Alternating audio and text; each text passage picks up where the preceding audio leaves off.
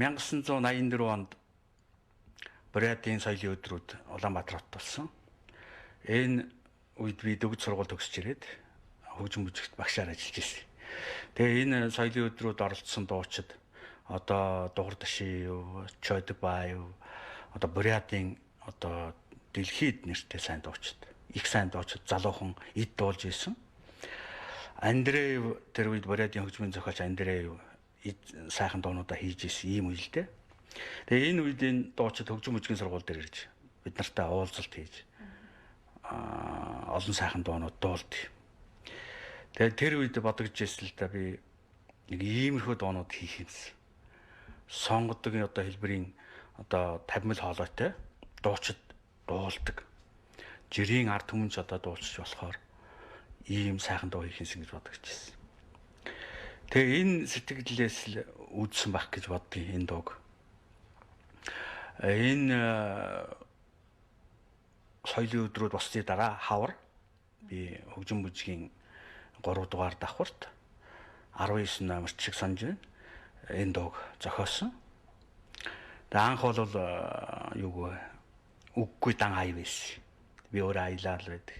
Тэгээ дотроо үг хайж ирсэн л да. Тэр үед утга зохиол урлаг сонирн баха. Их олон яруу найрагчид шүлгээ хэвлүүлдэг ийм сонирн байсан. Тэгээ энэ сонин нэг өдөр үзээд сууж итэл Тангадын галсан гойн аав ээж хоёр минь гэсэн шүлэг байсан. Энэ шүлгийг үзээд эхний одоо ялангуяа эхний бадаг. Эхний дөрвмөр нь одоо бол таалагдсан л та. Нөгөө аяндаа ингээд оруулаад аялаад үтсэн чи яг болмоор. Одоо энээс л одоо өөр үг зохихгүй юм байна. Энийг л авъя гэж бодсон. Гэтэл цаашаах үгнүүд маань бас жоохон зохимжмоотой. Сүүлийн бадгууд нь болохоор жоохон зохимжмоотой байсан л да. Тэгээд одоо яг ихний хоёр бадгийг аваад ингээд ерөөсөө хоёрхан бадаг дуу шүү дээ. 3 дугаар бадгийн дуулахаараа бол ихнийхээ бадгийн үгээр ингээд явчихдаг. Тэгээд ялангуяа эрднэр ойлаач эргэж болдохгүй ээж минь. Алтаар хайлаач ахаад заяахгүй аав минь гэсэн үг нь яг энэ дууны аяны одоо гол агуулганд бол их таарч ийн гэж бодогцсон. Тэгээд энэ дууг бичсэн. Тэгээд тэр үедээ бол тэр үеийн одоо зөвлөлт холбоот улсын ардын жүжигчин Дугур Дашиевд зориулж бичсэн л дээ. Тэгээд би тэр дараа нь хойдон жилийн үлүүдээ одоо манай соёлын өдрүүд улаан өдрүүд болох байсан.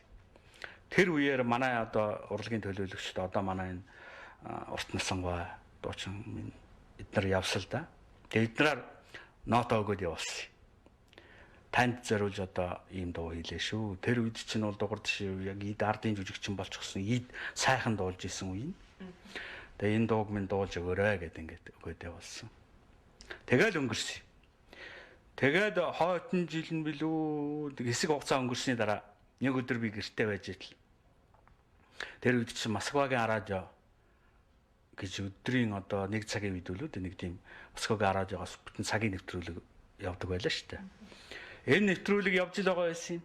Нэг сонссон чинь нөгөө дуу маань Дугур Дашиев дуулж байна. Радиогоо очиж чангалал ингээд анх би энэ дууг сонссон. Энэ анх бол Дугур Дашиев дуулахдаа Москвагийн радиод манай одоо төгөлдөр хуурч Цолмон тэр үед Москвад мэргэжил дэвшлүүлж ирсэн. Төгөлдөр хуурч Цолмонтой ингэж анх Москвагийн радиогийн фонд орсон доо.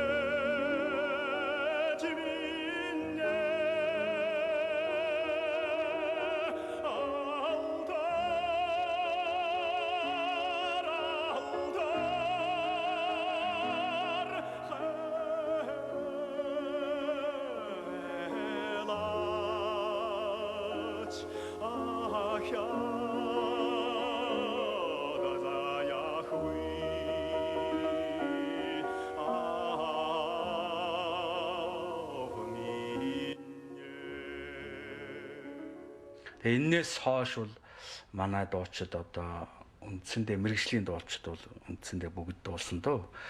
Яг одоо дугаар жишээний дараа бол манай ардын жишээ урт насан дуулдаг байсан. За урт насан маань бол их сайхан дуулсан. Одоо бичлэг нь радиод байдаг. Манай ардын сонсогчид бол мэдэх байх. Тэгэл тэрнээс хойш ер нь тэгээд нарийн хоолойтой манай яг мэрэгжлийн нэлээд өргөн одоо диапазон гэж ярьдığım одоо мэрэгжлийн хэлэнд бол өргөн цартай одоо дээш доош яг сайн дуурдаг дуучид бол үндсэндээ дуулдаг.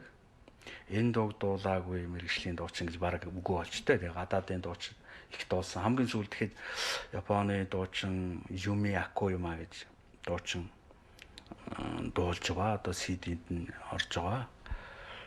Ийм л байна. Төрийн сойрхолд Шарвгаан Өгчм Тангадын галсангаан шүлэг аав ээж хоёр гэдэг дуу бол нэлийн эрт зохиогдсон дуу юм билээ. Тэгээд энийг би бүр хүүхэд ахуй цагтаа хөдөө Хэнтэй аймгийн Жаргалтаан сумынхалтаа би тэгээд тэнд амьдарч хахад Монголын арай дугаар би нэг одоо Брэдийн алдарт дуучин дугур дашаа юугаан дуулснаар би анх сонсож энэ дууг одоо сонсох маш их дуртай байдаг байсан. Тэгээд 1997 онд соёл урлагийн их сургуульд оюутан болж орж ирчээд энэ дуу оюутнуудын сургалтын хөтөлбөрт заагдсан байдаг. Тэгээд энэ бол дуу дотроо одоо том хэмжээний дуу одоо мэрэгжлийн энэ дуулаачдын хоолойны хүч царай чадлыг бас сорьсон шалгасан бас ийм дуу байсан.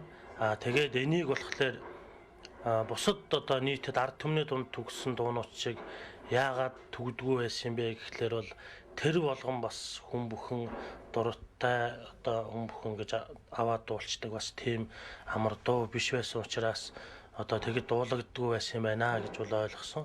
Тэгээд энийг бол одоо мэрэгжлийн дуулаачдын улсын уралдаан том хүндэтгэлийн концерт тоглолтуудад манай Монголын үеийн алдартай том дуучид одоо Зууны Яманлай дуучин Урт Насан багш тэгээд одоо энэ нарийн эрхтэй театр хоолой энэ Хайдаг багш эдэр мэтийн ийм алдартай хүмүүс ихэнхдээ ингэж дуулж хүмүүс бол ийм одоо мэрэгжлийн төвшин дуулагддаг ийм дуу байсан. Тэгээ энийг нь би 97 онд сургуульд ороод 98 онд өөрийнхөө сургалтын хөтөлбөрт багшаасаа гуйж энийг дуулъя гэж зориглоод тэгээд энэ дууг авч би одоо сургуульд оюутны шалгалт юмнуудаа бол дуулдаг байсан. Тэгээд энийг нийтэд одоо яагаад ингэж бүр түгээж дуулж болдгүй юм бол гэсэн тэр сэтгэл хөдлөгдөөд энийг бол одоо мэрэгжлийн симфони найрал хөгжимтэй хүмүүс дуулдаг. Энийг бүр өөр одоо юм электрон хөгжмөөр аялгаугийн тоглуулад бас яагаад дуулж болдгүй юм болоо гэж одоо тэгээд би найзаараа хөгжмийг нь бичүүлээд өөрийнхөө төрсөн нутаг Жаргалтаан сумандаа яг байгаль дээр одоо зургийг нь ахуулаад өөрөө бол утга нь болохоор одоо тэнгэр эцэг газар ээж эдэр гэж ярьдаг тийм ээ. Тийм утгаар нь одоо ингээ байгаль дээр өөрөө дуулж байгаагаар ингэж бол дүрсжүүлж одоо клип болгож ингэж бол би яг ард түмэнд дуулснаас хойш 2000 оноос хойш гэдэг чинь одоо 4 дахь жилдээ дуулж байгаа.